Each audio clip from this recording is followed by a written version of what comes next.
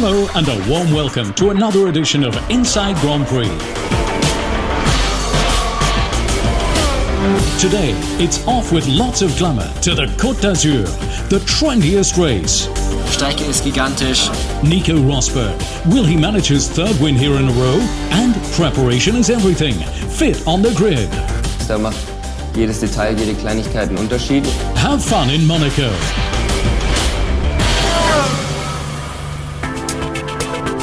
Glitz, glamour, and celebrities. Fast cars, sunshine, and luxury. Monaco.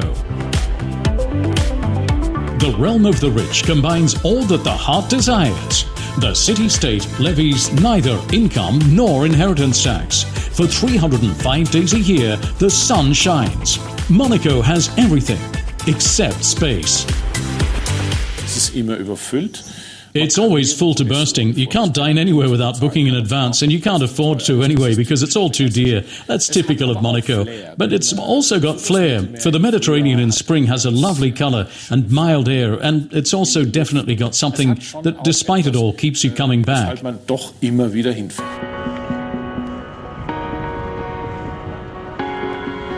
The Principality is the world's most densely populated state. Every third resident of Monaco is said to be a millionaire, and the trend is on the up. A bulging wallet is normal. A visit to the Monte Carlo casino almost obligatory. Shifting gear every 61 meters, only in Monaco. Hey Felipe. Yeah? On average, how often do you change gear per minute during the season? I don't know, 66, I would say. I would say 66.2. Nearly right, lads. These days, F1 drivers change gear on average 46 times a minute. At the Monaco Grand Prix, even more. There, it's always been constant gear changes.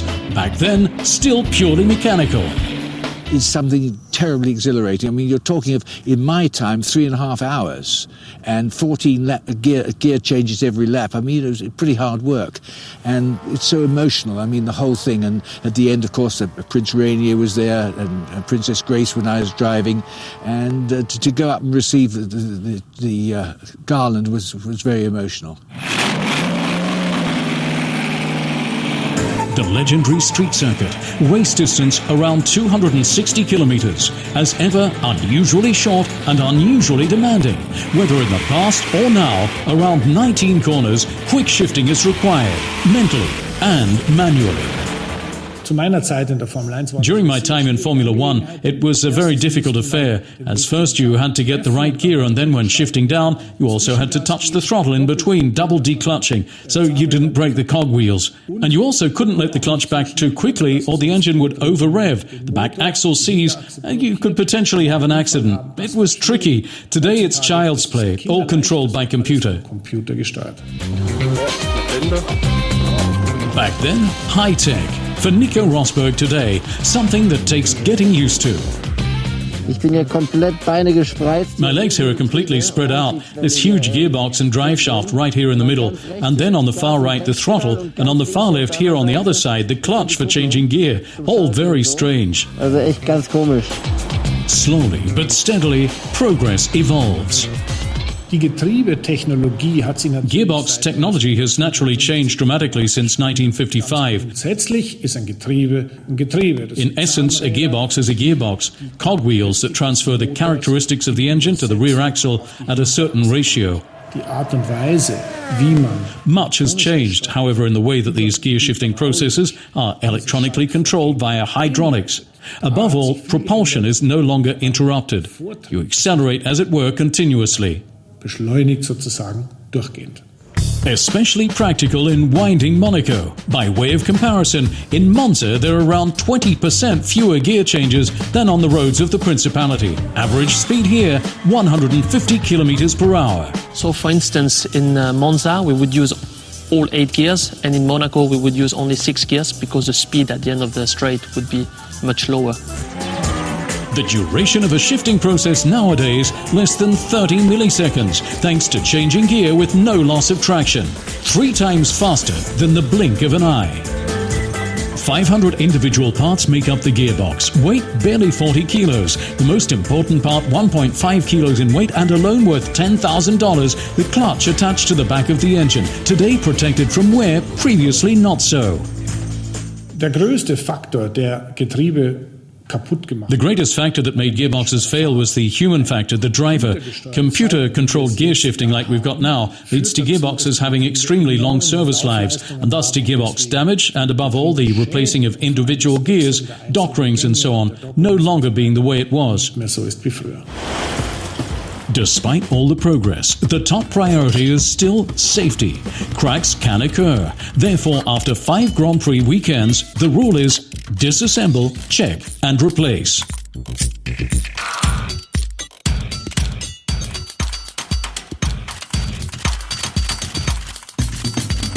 The gearbox under immense strain. In Monaco, even more so. Shifting gear nearly 4,300 times in one race.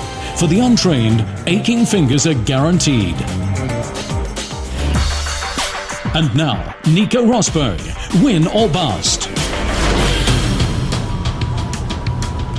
Off we go. Nico Rosberg is aiming high. He's fighting step by step out to prove himself again this season. Open and generous with the media, he happily plays to the gallery, but always chooses precisely what he posts, tweets and broadcasts. 60 floors to go. Take last year. Nico marries longtime girlfriend Vivian with no publicity.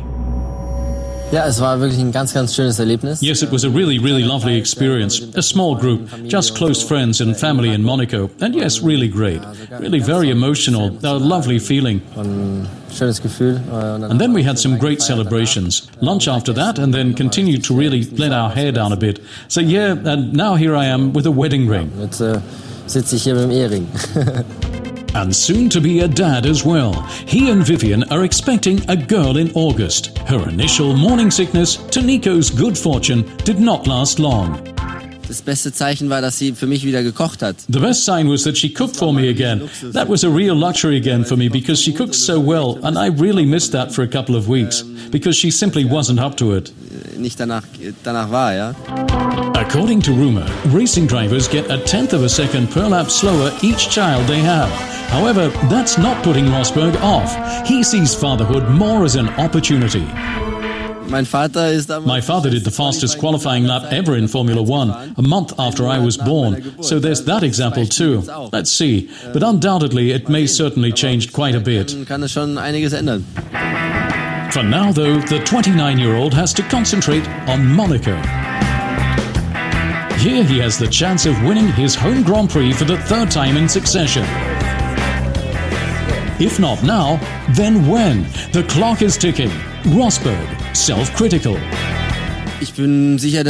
I'm certain that I'm not yet at my peak as a racing driver. That's to come. It's probably not that far off, because now at 29, I'll probably be there soon. But I've still got some upward leeway, and I'm pushing to get there. But pushing alone is not enough. In 4 of 5 races, he finished behind teammate Hamilton. Rosberg's due strategy: to become more efficient in my training and my approach, to interact better with the team, so that they support me even more, so that we work together even better. Things like that. It all ultimately contributes to me becoming a better racing driver and being faster on the track. 3, 2, 1, go! Rosberg, ambitious, motivated, fighting fit. At home in Monaco, he naturally wants to win again after his victory in Spain. It is for sure a race like any other, but one of the year's highlights as well. The circuit is amazing. All my friends, family, they're all there. I now drive along my old school route in a Formula One car through the tunnel. It's all a fantastic experience. Experience that needs to be put to good effect, step by step, aiming for the top. I do my thing, I do it my way and try to have as much success as possible, and I want to show that in the end I'm in front. Oh my God. No easy undertaking. At the top there's room for only one man. Victory in Monaco, crucial. Another key milestone on this path. Keep your fingers crossed for me on the weekend. Caught in the net. Here are the highlights from social media. Flashback. McLaren Honda ahead of the Spanish Grand Prix, still eyeing up a new look. But then the implementation's not great. Plenty for the fans to discuss. Lotus's reply to the post, let's not be adding any gold, okay? Talking of Lotus, even though you can't tell it by looking at him, aside from F1, Romain Grosjean's passion is cooking. At home, he's the boss in the kitchen. A cooking duel among the Reds as well. Who'll conjure up the best tortilla? Making the running this time, test drivers Esteban Gutierrez and Marc Genet. New fodder from Hamilton fans, sexy Lewis goes shirtless, but with something on his finger. What's Nicole Scherzinger's ring doing there again? We'll stay on the case. From on and off relationships to one of great consistency, for his years of loyalty and his involvement in Formula One, Sir Frank Williams receives the Bernie Ecclestone Award from Brembo. Congratulations. Well done too to Nico Rosberg, who after his first win this season is looking forward to Monaco all the more. For me, it's an awesome weekend to go to Monaco, racing in my home, waking up in my bed, and then going to the putting on the overall at home in my apartment and going to the racetrack.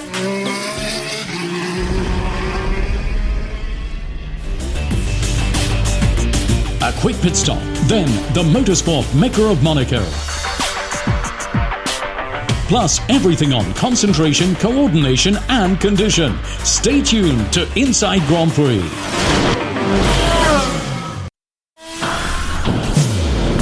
Welcome back to Inside Grand Prix. Coming up, the latest from the paddock. And now, the world champion. Precision work between the barriers. Here we go! The Monaco Grand Prix. Monte Carlo is now my home. This place is just incredible. It's the circuit that every driver wants to win at. It's easy to be distracted by people on the boats, by the glitz and glamour. This is a lap of Monaco. Driving around Monaco, it's air raising. It's the most hardcore roller coaster you can really imagine. Braking for turn one is really hard, trying to find the braking point. There's some big bumps on the way in. All the way up the hill. It was really exciting, but you can't see the next corner. It's the most mentally demanding circuit, being a street circuit. There's no room for error. There's just barriers everywhere. I mean, it's so fast. By the time you've gotten to full throttle, you're at the next corner. You have to have a lot of confidence on the braking there. Into Casino. It's very, very tight, trying to pinpoint and remember where all the points are. You're braking for this turn 5, which is downhill.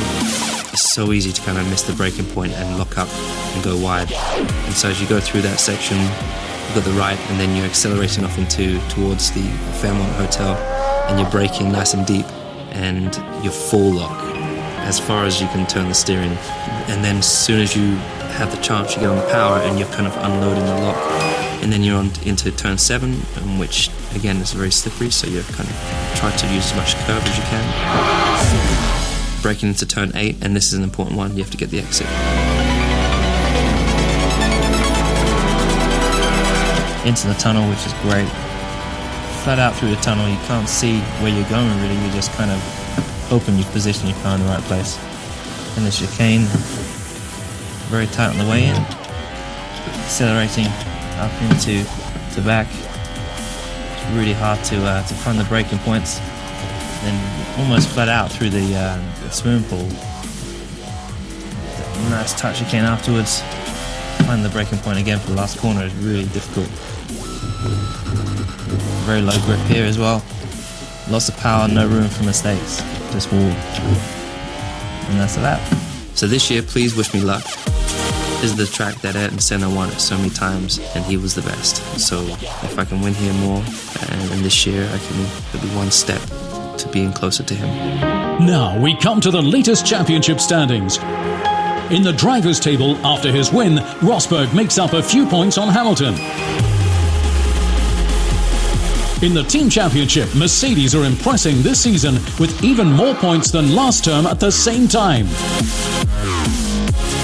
Lewis Hamilton recorded the fastest lap in Spain and is ahead in the battle for the fastest lap award. The quickest pit stop goes again to Sebastian Vettel. His team whizzed him through in 2.2 seconds. And now, Formula One demands far more than being fit for fun. There are loads of them. Pictures of Formula One drivers doing physical exercise away from the cockpit. Triathlon, racing bike, gym work. Formula One has increasingly become Formula Fitness. When you've really arrived at the top in Formula One and want to compete with the best drivers, where the creme de la creme is, there every detail, every little thing makes a difference. And I think your dedication to the sport and how much you put into it is then ultimately decisive and also gets rewarded. And that then includes fitness as well. If you're fit, you have greater capacity in the car, greater ability to concentrate. Lots of elements there are interlinked. A key word, concentration, an absolute must in order to succeed on circuits as demanding as Monaco. A perfectly honed body in harmony with razor-sharp mind. Coordination exercises are therefore essential. Unlike other professional sportsmen, the drivers have little chance for systematic training other than when racing. However, the rule is to avoid tough training during the season. On race day, you need to be 100% relaxed and focused. The flip side is therefore training quite hard in this off-season period, trying to increase the abilities and to reach different targets. You know, trying to change a little bit the way of training, to intensify the trainings in the gym, outdoor as well. In summary, training really hard during the race-free period.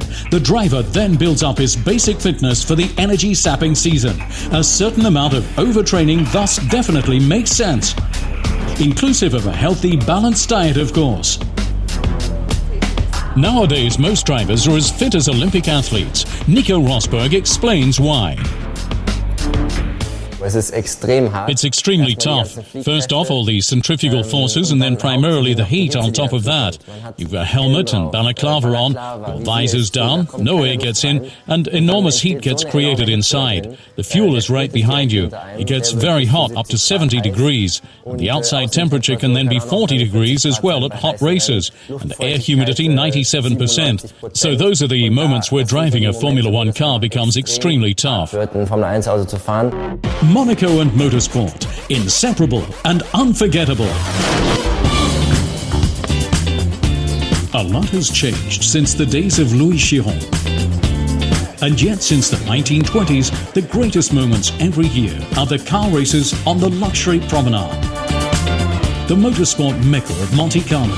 That was the case long before the yachts and Yappy Hype, and any race series worth its salt goes racing here. Longing for a place in the fast lane sun.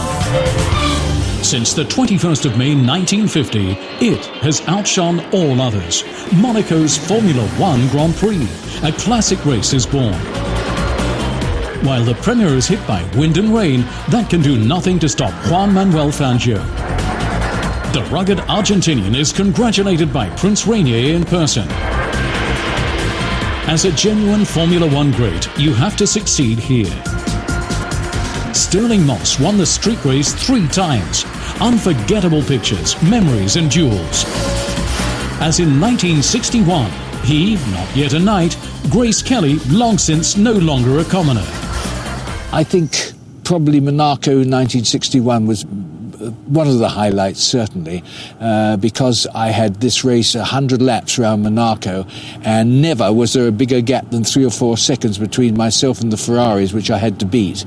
And I managed to lead them, and I thought they were just holding back until the very end, but they weren't, and thank God I won the event. So that was overexciting, actually. Formula One Grand Prix to some, Monty to others. It's like football or rugby. First staged over 100 years ago during the mild coastal winter, the Monte Carlo Rally raced around the surrounding hills and, of course, on the roads. Enough to have an old master waxing lyrical. Fascinating.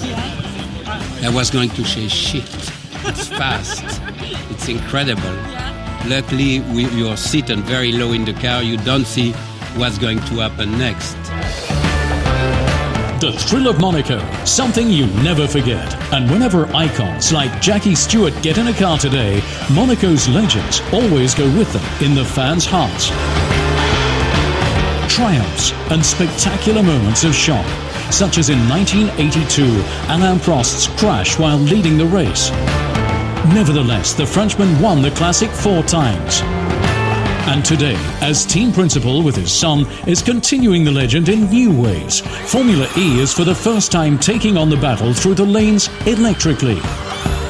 When you look at the calendar, there's some races, you really want to do well. Miami for me was one of them, and Monaco is another one. I really want to win in Monaco. With an innovative motor on historic terrain, Renault design, McLaren electronics, Williams batteries. Big Formula One names are plugging into the Formula E cars. And at the wheel too, lots of familiar faces whistle round the corners. Monaco is I can call it my hometown race, because I've been living in Monaco now for 5 years. I've been actually cycling the track many times now. They resurface all of it, so it looks really amazing.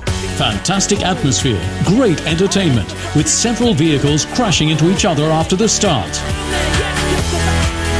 Sebastian Buemi drives a totally faultless race, and at the end is crowned by Prince Albert II, the first zero-emission race winner in Monte Carlo.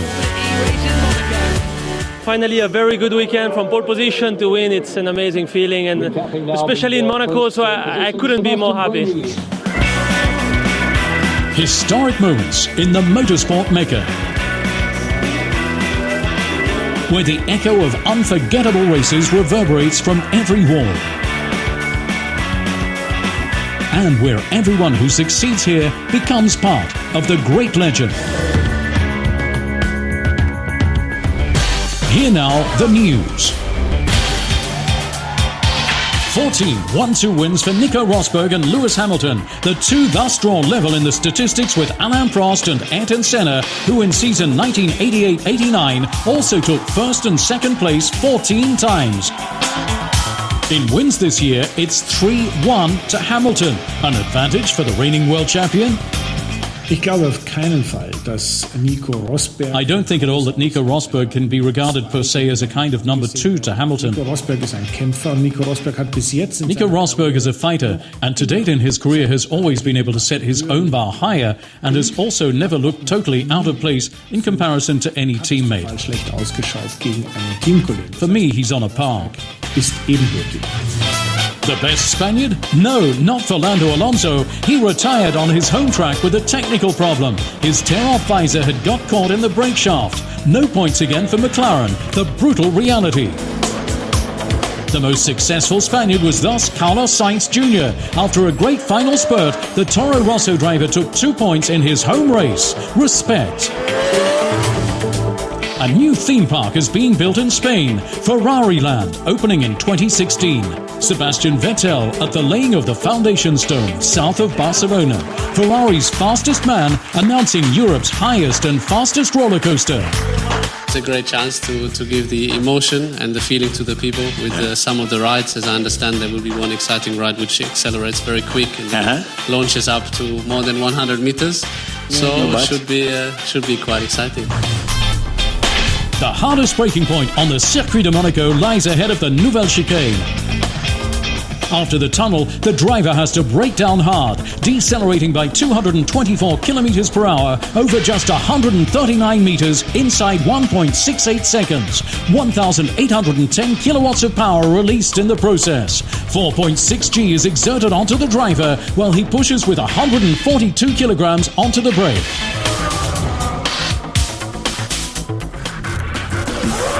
That was Inside Grand Prix for today. In the next program, everything about the Canadian Grand Prix.